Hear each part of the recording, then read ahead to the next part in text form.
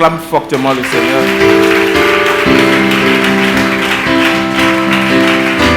Si c'est le Seigneur, tu acclames, tu peux faire mieux que ça.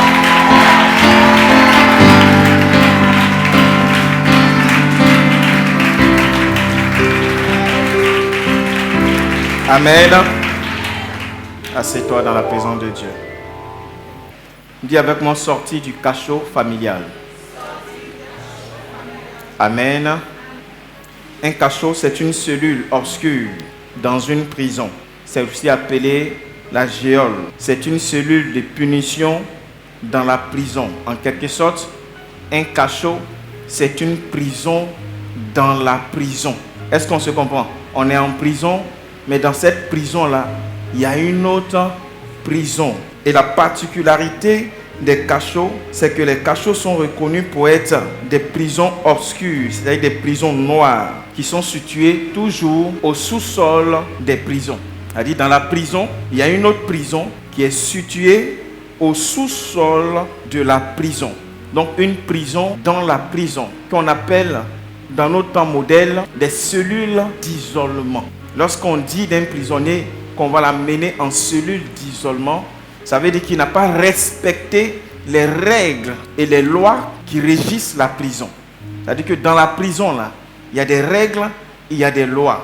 Tout prisonnier qui n'obéit pas à ces règles et à ces lois sont punis dans la prison et ils sont amenés dans une autre prison supérieure. Une autre prison dans laquelle ce qu'on les fait vivre est beaucoup plus atroce que ce qu'ils vivent dans leur cellule normale. Et dans ces cachots, appelés aussi de nos temps modèles des cellules d'isolement, qui sont reconnus pour être des lieux obscurs, il y a des reptiles qui souvent y vivent. Au temps de la Bible, bien sûr, on pouvait trouver dans un cachot des serpents, des insectes qui avaient même des venins. Est-ce qu'on se comprend? Cela faisait partie de la punition qu'on infligeait à tout prisonnier. Alors, vu la définition de ce sujet, qui est la question du cachot, nous allons essayer de comprendre ce que c'est qu'un cachot familial. Dans mes recherches, j'ai encore découvert que le mot cachot a pour synonyme le caveau. Alors, lorsqu'on parle d'un caveau, on parle d'une stèle familiale qui est destinée à enterrer les membres d'une même famille. C'est-à-dire, quand tu vas au cimetière, tu peux voir dans des cimetières, il y a des maisons qu'on construit de nos temps. Qui a une fois vu ce genre de choses-là? Amen. Bon, il y a des petites maisons, mais il y en a, c'est des grandes maisons. Monsieur est mort, c'est là-bas on l'a enterré. Sa femme est décédée, c'est là-bas on l'a enterré. Les enfants, c'est-à-dire, c'est le tombeau de la famille. Donc, tous les membres de la famille qui décèdent sont immédiatement accompagnés là-bas. Abraham avait un caveau, et dans la Bible, tous les rois avaient des caveaux, où tous, quand ils mouraient, la Bible dit qu'on les enterrait dans la maison de leur père. Est-ce qu'on se comprend? Donc, on ne les enterrait pas n'importe où.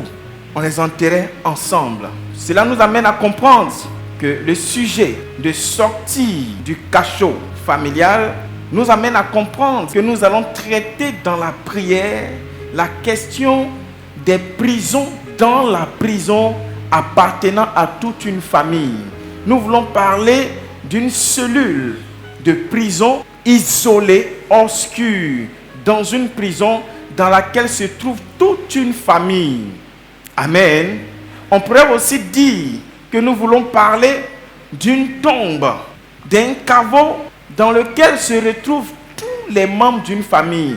C'est comme si la vie d'une famille qui se retrouve dans un tombeau, la vie de toute une famille qui se retrouve dans une prison sombre, obscure, mise à part, quelque part là-bas pour souffrir d'une souffrance à laquelle Dieu ne les a pas appelés. Le cachot familial ou le caveau familial est une prison spirituelle d'isolement collectif où sont rassemblés tous les membres d'une famille qui sont sous la domination d'un prince satanique. Généralement, naturellement, dans une prison, vous verrez qu'il y a des personnes qui sont mandatées par chaque État pour veiller sur les prisonniers. Est-ce qu'on se comprend? On les appelle les gardes pénitentiaires. Est-ce qu'on se comprend? Et ce sont ces gardes-là qui veillent sur la vie des prisonniers, qui veillent à l'application des règles dans la prison.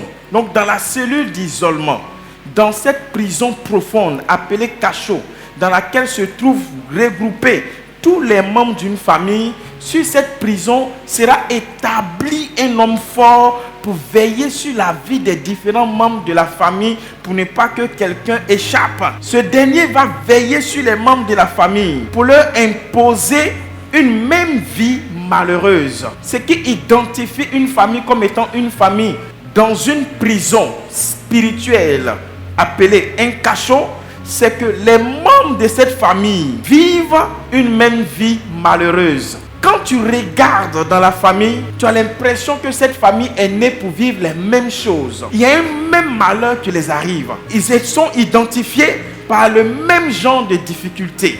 Ils sont identifiés par les mêmes genres d'échecs. Ils sont identifiés par les mêmes problèmes. Dans la famille, tu vas identifier les mêmes maladies.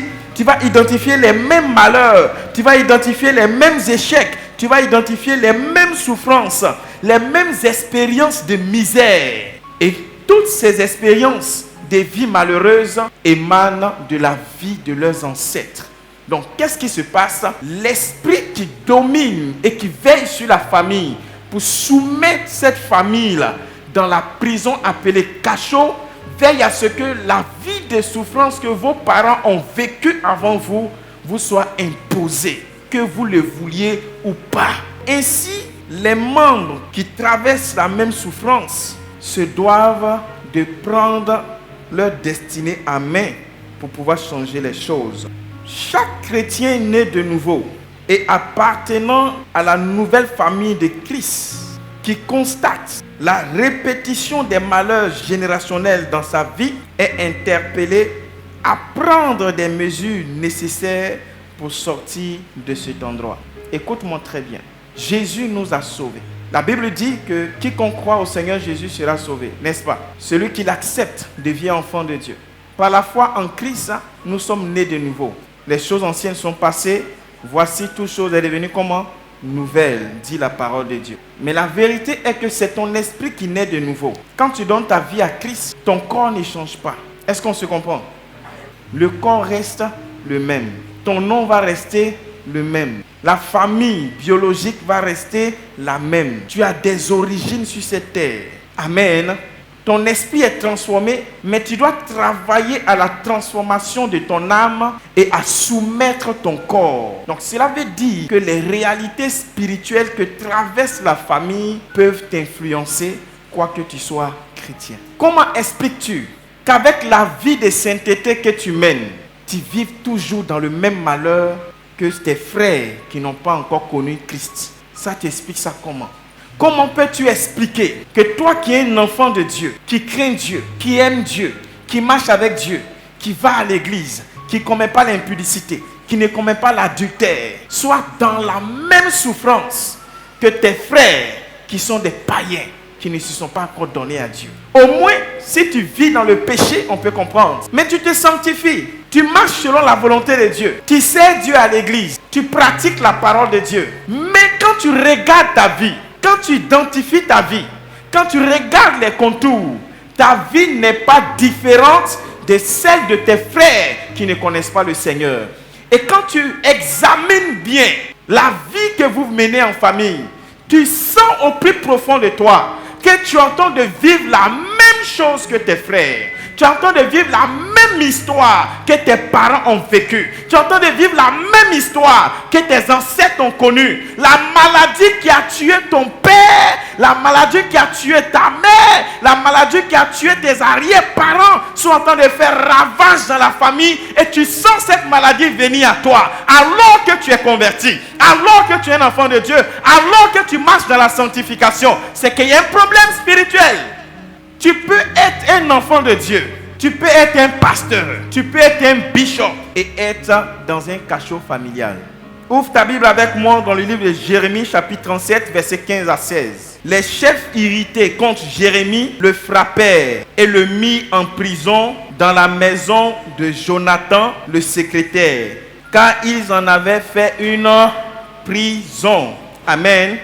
Verset 16, il dit, ce fut ainsi que Jérémie entra dans la prison et dans les cachots où il resta longtemps. Dis Amen avec moi. Amen. Qui est Jérémie? Jérémie fait partie de l'ordre des serviteurs de Dieu qu'on appelle les grands prophètes.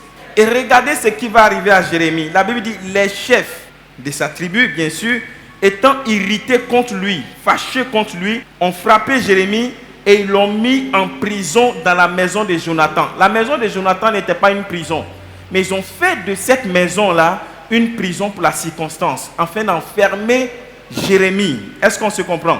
Et le verset 16 dit, ce fut ainsi que Jérémie entra dans la prison et dans les cachots. Donc il était dans une prison et à partir de la prison, il a été transporté où ça? Dans les cachots.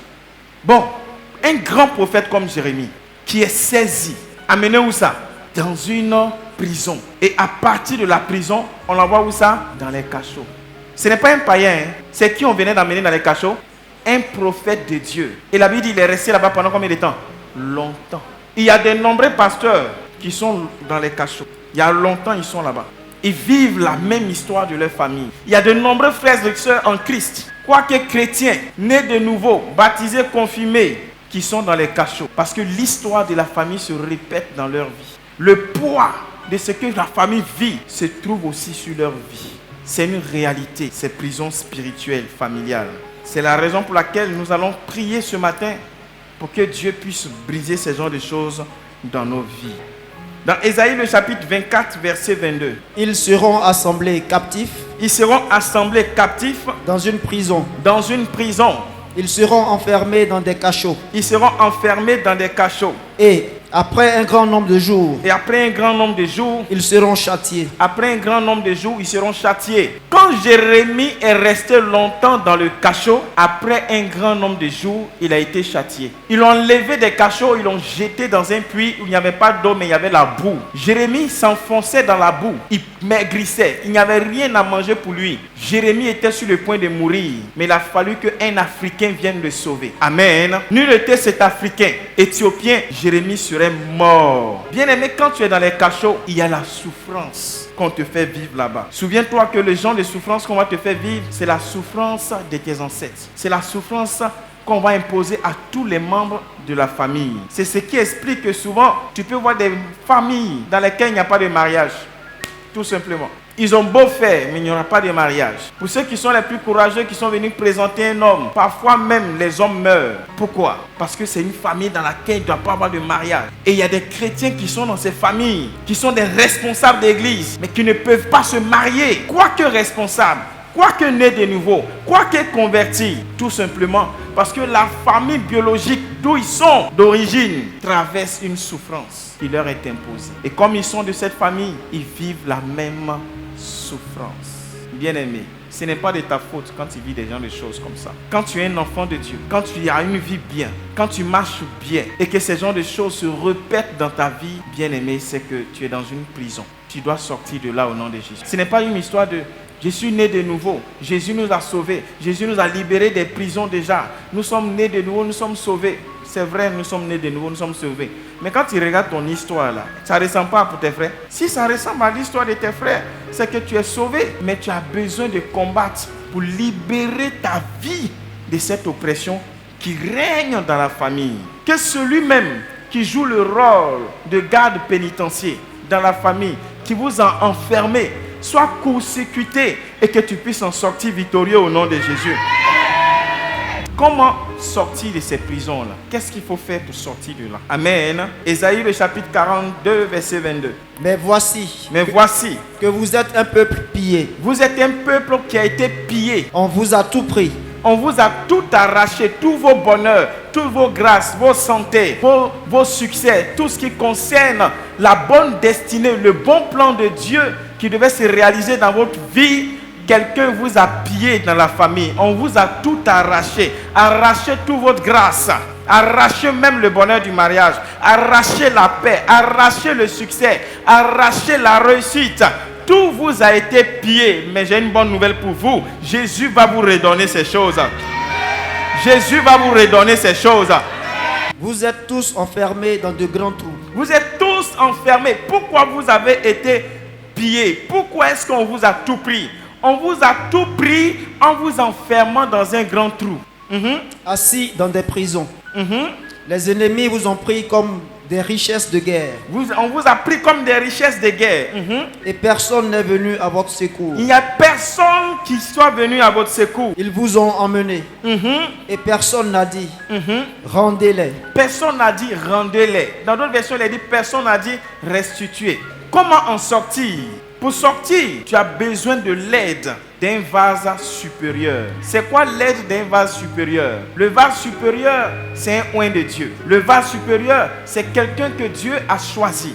C'est quelqu'un sur qui Dieu a déposé son onction. C'est quelqu'un qui a été mandaté par Dieu. Un homme de Dieu certifié de Dieu. La Bible dit, pendant que vous étiez en train d'être dépouillé, pendant que vous étiez en train d'être pillé, personne ne s'est levé pour vous, pour s'interposer entre vous et vos ennemis, pour dire, je refuse cela, pour dire à l'ennemi, restitue. Il dit personne. Il n'a pas dit toi-même. Il dit, il n'y a pas eu quelqu'un pour dire sur ta vie, restituer. J'ai une bonne nouvelle pour quelqu'un. Ce qui arrive aux autres va s'arrêter à ton niveau. Ce qui arrive aux autres va s'arrêter à ton niveau. Il est temps que tu prennes la résolution d'avoir une vie différente. Il est temps que tu rentres en toi-même et que tu aies un sursaut d'orgueil. Tu as une révolte personnelle en toi pour dire, je refuse de vivre ce que les autres ont vécu. Trop c'est trop, assez c'est assez. Jusqu'à quand je vais vivre la vie de la famille alors que je suis un enfant de Dieu? Il faut que ça change. Que ce qui a tué tes parents ne te tue pas. Que cette malédiction qui fatigue les autres n'arrive plus sur toi au nom de Jésus. Amen. Donc tu as besoin de l'aide d'un vase supérieur. Ésaïe 42, verset 7. Pour ouvrir les yeux des aveugles. Pour ouvrir les yeux des aveugles.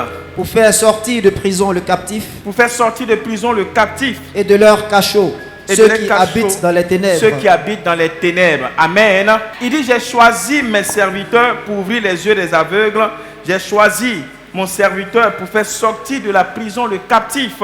Et j'ai choisi mon serviteur pour faire sortir des cachots, c'est-à-dire des prisons obscures, ceux qui sont dans les ténèbres. Amen. Luc chapitre 4, verset 18 à 19, nous allons voir que Jésus lui-même aspire à ta délivrance dans ce domaine. Luc chapitre 4, du verset 18 au verset 19. L'Esprit du Seigneur est sur moi. L'Esprit du Seigneur est sur moi. Parce qu'il m'a oint pour annoncer une bonne nouvelle aux pauvres. Une bonne nouvelle aux pauvres. Il m'a envoyé pour guérir ceux qui ont le cœur brisé. Pour proclamer aux captifs la délivrance. Pour proclamer aux captifs la délivrance. Et aux aveugles le recouvrement de la vue. Pour envoyer libres les opprimés. Pour publier une année de grâce du Seigneur. Pour publier une année de grâce du Seigneur. Jésus dit, la mission pour laquelle je suis venu, avec l'aide du Saint-Esprit, c'est de proclamer aux captifs. Le captif, c'est un prisonnier. Proclamer aux captifs la liberté et la délivrance. Il dit, moi Jésus, je proclame et les captifs sont libérés. Je proclame et les captifs sont délivrés. Ma prière pour toi est que par la proclamation, tu sois libéré au nom de Jésus. Amen. Et par la proclamation, tu sois délivré au nom de Jésus. Amen.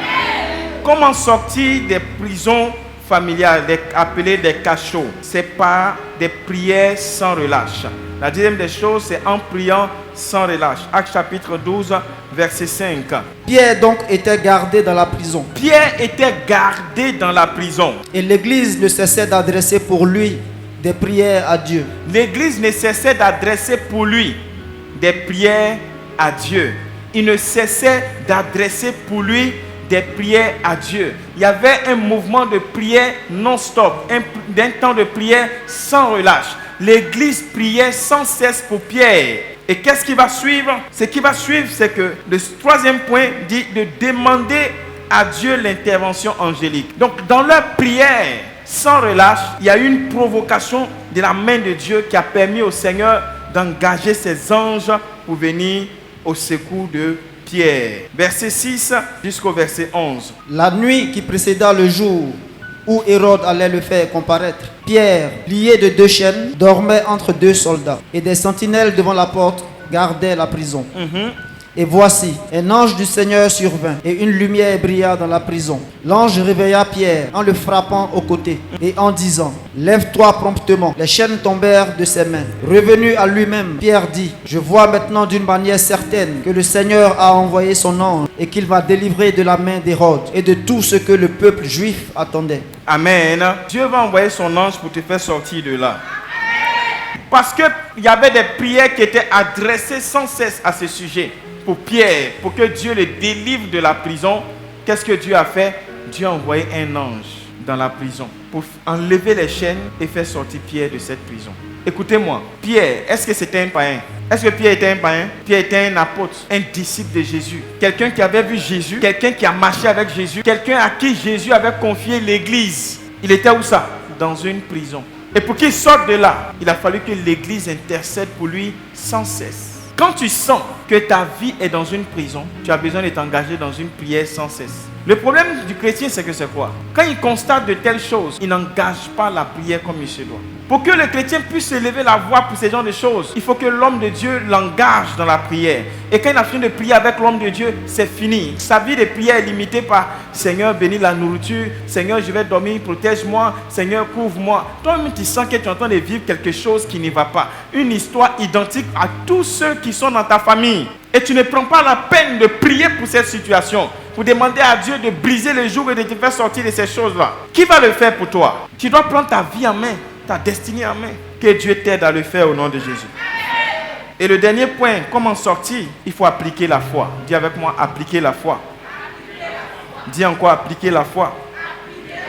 Dans Romains 10, verset 13. Car quiconque invoquera le nom du Seigneur sera sauvé. Quiconque invoquera le nom du Seigneur sera comment? Jésus nous a sauvés. Mais quand tu sens que ta vie est plongée dans des cachots, crie au Seigneur Jésus. Tout ce qu'on a dit n'est possible que par la foi en Jésus. Tant que tu ne crois pas que Jésus peut te faire sortir de là, tu ne sortiras jamais de cette situation. Je crois que Jésus peut te faire sortir de là. Si dans ta famille il n'y a pas de travailleurs, toi tu peux travailler.